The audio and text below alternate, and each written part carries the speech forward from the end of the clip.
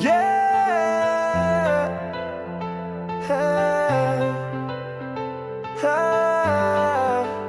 Hai să nu mai fugim de noi.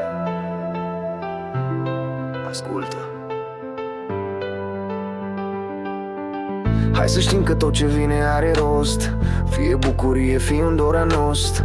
Să privim ca și cum timpul stă. Să simți în viață, nu doar așa în fugă grea. Timpul zboară, dar nu lăsa să te ia. Sufletul tău merită ceva. Să nu sufocăm tot ce mișcă că moare. Hai să trăim clipă cu clipă, nu doare. Hai să trăim, hai să iubim, să ne vorbim și să ne dăruim. Să nu lăsăm timpul să zboare. Să ținem viața strâns ca o floare. Ca o floare. Ca o floare. Ca o floare.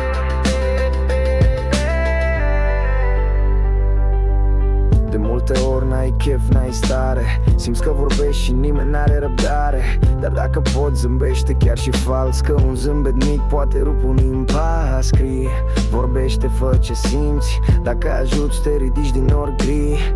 Nu lăsa inima să tacă iar. Dă-i beatul tău, lasă-o să zboare ce ar. Hai să trăim, hai să iubim, să ne vorbim și să ne dăruim.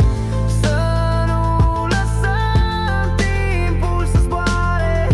Să ținem viața strâns ca o floare. Ne pierdem în gânduri care dor. Uităm că viața e azi, nu-i viitor. Dar fiecare clipă ce o simțim e un bit al inimii, hai să-l trăim. Hai să iertăm ce nu putem schimba. Să fim lumină în umbra ca o stea. Să fim aproape chiar și fără un de ce.